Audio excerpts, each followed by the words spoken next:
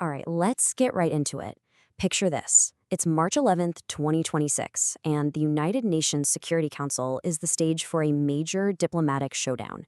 And smack in the middle of it all, a single, really puzzling vote from Pakistan that had everyone trying to figure out what was really going on. So, here it is, the big question we're unpacking today. How on earth does a country vote yes on two resolutions that completely contradict each other? On the same day, no less. It sounds impossible, right?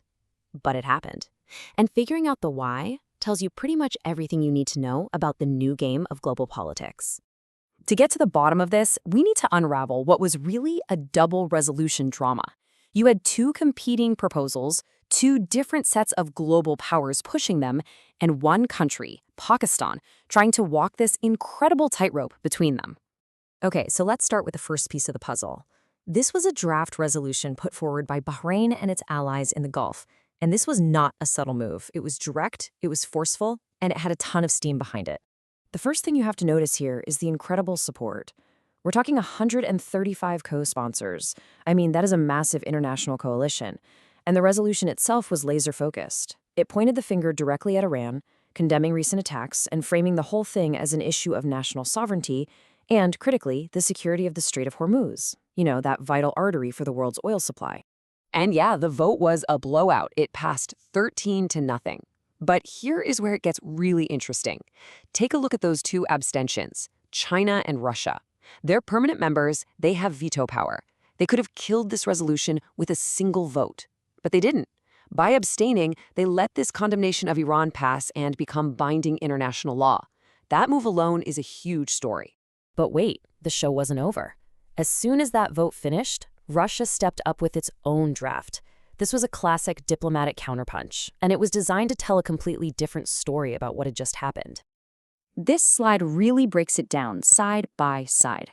Where the Bahraini draft was sharp and specific, naming Iran, the Russian draft was, well, deliberately fuzzy. It refused to name any aggressor at all. One was about condemnation. The other was just a general call for peace. To the West, this wasn't a real attempt at peace. It looked like a pretty obvious move to protect Iran from any kind of real consequences. And the vote count pretty much tells you the whole story. It failed, and it failed hard. Only 4 countries voted for it. 9 countries just sat it out and abstained. It was pretty clear the council didn't see this as a serious proposal. So who were those 4 votes in favor? Well, no surprise, Russia and China were on board.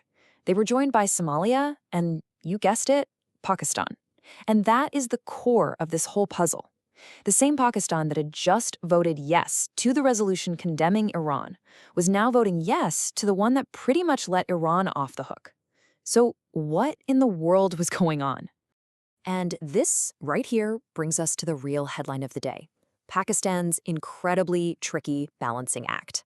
This wasn't a mistake, it wasn't confusion, this was a calculated, high-wire act of diplomacy. And it actually has a name.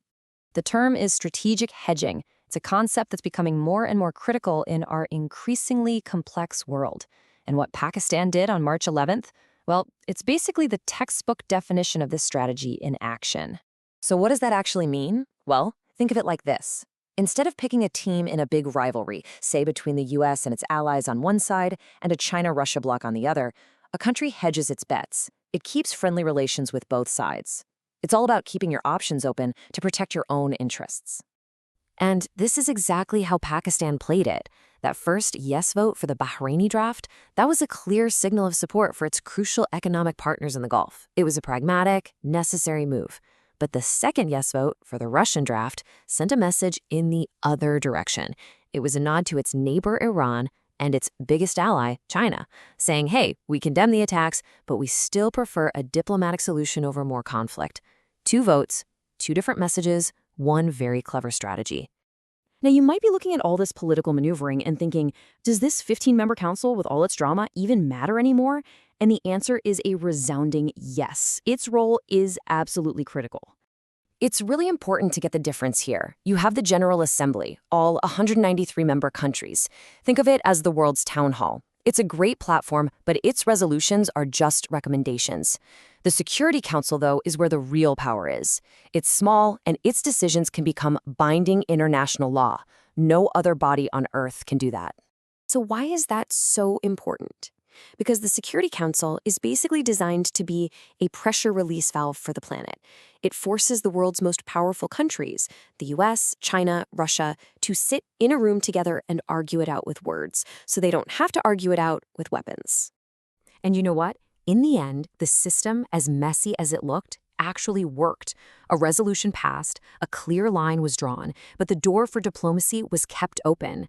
These tense, dramatic votes are often the only thing standing between a regional crisis and a full-blown global conflict. And that leaves us with a really big question, right?